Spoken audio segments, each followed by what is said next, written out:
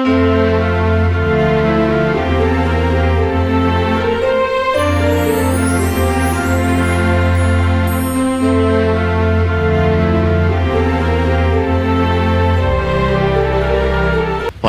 ஆட்டம் போடாதரா, எதுக்குடா சும்மா போய் ரோட்ல ஆடி நிக்கிற? அப்புறம் படிக்கலன்னா வாழ்க்கையே போயிட மாட்டான். ஆவியானவர் கூட இருக்கிறான்றத ஆழமா நம்புங்க. ராஜ்யத்தில் வாழ்க்கையில பெருசா ஆகணும் பாக்குறீங்க, ஆனா அது ஆகணும்னா என்ன பண்ணும்? இப்போ உள்ளம் பெருசாகணும். உள்ளம் பெருசாகும் போதுதான் பொருளெல்லாம் கொண்டு வந்து அடுக்க முடியும்.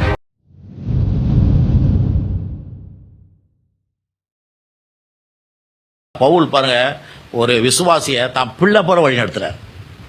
பிள்ளைகளுக்கு சொல்ற போல நம்ம சொல்லுவோம்ல, அப்பா நான் நல்லது தானே சொல்றேன், படிடா. நம்ம சரளமா என்ன சொல்றோம்?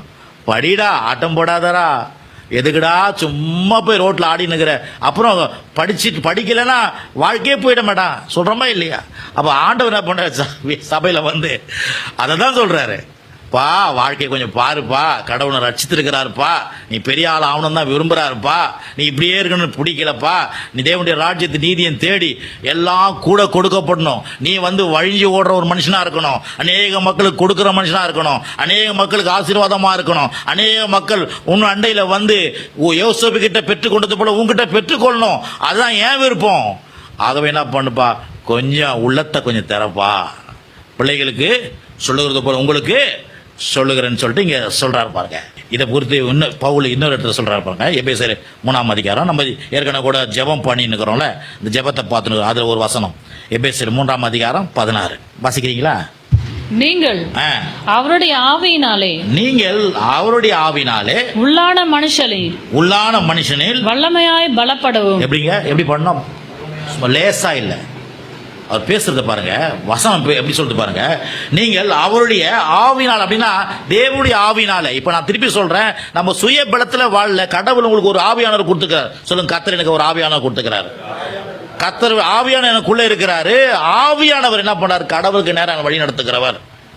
ஆகவே வந்து பயப்படாதீங்க. ஐயோ ஐயோ பெரிய வேலையா இருக்குது, இதெல்லாம் பண்ண முடியாது. ஆவியானவர் உங்களுக்கு துணையா இருக்கிறார். ஆவியானவர் நடத்துவார், ஆவியானவர்களை பலப்படுத்துவார், ஆவியானவர் உங்களுக்கு உதவி செய்வார், ஆவியானவருக்கு ஜெபிக்க வைப்பார், ஆவியானவர் வசனத்தை வாசிக்க வைப்பார், ஆவியானவர் கேட்க வைப்பார், ஆவியானவர் செம்மையான வழியில் உங்களை வழி நடத்துவார். ஆவியானவர் கூட இருக்கிறான்றத ஆழமா நம்புங்க. ஆமென். நீங்க தனியா இல்ல, பரிசுத்த ஆவியானவர் உங்களுக்கு 100% உதவி செய்கிறவரா இருக்கார். ஏன்னா அவர் ஹெல்பர். அப்ப பாருங்க, நம்முடைய நீங்கள் அவருடைய ஆவினாலே, அப்படின்னா பரிசுத்த ஆவினாலே உள்ளான மனுஷனில் வல்லமையாய் பலப்படவும்னா இதான் சொல்றாரு. உள்ளான மனுஷன்ல விரிவடையுங்கள், உள்ளான மனுஷன்ல பெரிதா இருங்க. தேவ ராஜ்யம் நீதியை தேட்டா எல்லாம் நிறைவா கொடுப்பதுக்கு என்ன சொல்லுவாங்க?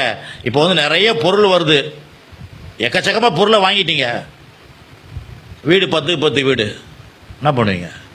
வைப்பீங்களா? இப்போ வீடை மாற்றணும், வீடை பார்க்கணும் பெருசா, இல்லைங்களா சிஸ்டர்? அப்படிதானே? அதை தான் இங்கே சொல்றாரு. நீங்க ஆவியில நீங்க பெருசாகணும்னு நினைக்கிறீங்க, ராஜ்யத்தின் வாழ்க்கையில பெருசாகணும்னு பார்க்குறீங்க, ஆனால் அது ஆகணும்னா என்ன பண்ணணும்? இப்போ உள்ளம் பெருசாகணும். உள்ளம் பெருசாகும் போது தான் பொருளெல்லாம் கொண்டு வந்து அடுக்க முடியும், இல்லையா? அப்படிதானே பிரதர்? சின்ன பேக்கில் எவ்வளோ வைக்க முடியும்? சின்ன வீட்டில் எவ்வளோ வைக்க முடியும்? சொல்லுவாங்க, ஐயோ இவ்வளோ பெரிய கட்டில் நம்ம வீட்டுக்கு போகாதுப்பா, வீடை மாற்றணும்ப்பா, பெரிய கட்டில் வாங்கினா வீடை மாற்றணும். இப்போ அதுதான் இங்கே சொல்கிறாரு, நீங்கள் அவருடைய ஆவினால உள்ளான மனுஷன் வல்லமையாய் பலப்படணும். என்ன? தேவ ராஜ்யத்தை தேடுறது, நீங்கள் பெருசாக ஆகணும், ஏகப்பட்ட காரியம் உங்களுக்கு செய்யணும்னு நான் விரும்புகிறாரு. அப்போது உங்களுடைய உள்ளங்களை கர்த்தர் விரிவடையும்படியாக, வல்லமையாய் பலப்படும்படியாக கர்த்தர் கேட்கிறார். அப்போ நம்ம உள்ளத்தில் விரிவடைவத கூடிய காரியங்களில் நம்ம ஈடுபாடு வேணும். உள்ள எப்படி விரிவடைவோம் சொல்லுங்க? உள்ள எப்படி விரிவடையும்? உள்ள எப்படி விரிவடையணும்னா, தேவனுடைய வார்த்தையில நேரத்தை செலவிடும் பொழுது, ஜெபிக்கிற பொழுது, வேதத்தை வாசிக்கும் பொழுது, ஆவியான என்ன பண்ணுவாரு? உள்ளத்துல பெரிய அந்த உள்ளத்தை, சின்ன உள்ளத்தை பெருசாக்கினே இருப்பார், விரிவடைய செஞ்சுனே இருப்பார். ஆமே, அல்லேலூயா. சரியா இருப்பாரா? மாத்தான் பாருங்க. ஒரு ஆள் நல்ல எக்ஸசைஸ் எடுத்தா எப்படி இருப்பாரு? நல்ல பிராடா இருப்பார். வேலை செய்யறாரு, அவர் சரீரத்துக்கு வேலை செய்யறாரு. அதே போலதான் பாருங்க, ஒரு ஆள் சொல்றாங்க, ஏன் நல்ல வேலையில இருக்கிறான், படிச்சுட்டாங்க, அவன் படிப்புக்கேற்ற வேலைங்க, கஷ்டப்பட்டான் பாருங்க, படிக்கும் போது கஷ்டப்பட்டான், படிச்சுட்டான், நல்ல வேலை கிடைச்சி இப்போ கை நிறைய சம்பாதிக்கிறான். கை நிறைய சம்பாதிக்கணும்னா என்ன ஆகணும்? நல்லா படிக்கணும். படித்த பிறகு தான் அவனுக்கு கை நிறைய சம்பாதனை கிடைக்குது. அப்போ அதே மாதிரி தான் பாருங்க, வாழ்க்கையில் நல்ல பெரிய லெவலில் வரணும் அப்படின்னா உள்ளான மனுஷனில் நான் வல்லமையாய் பலப்பட வேண்டியது அவசியமாக இருக்குது.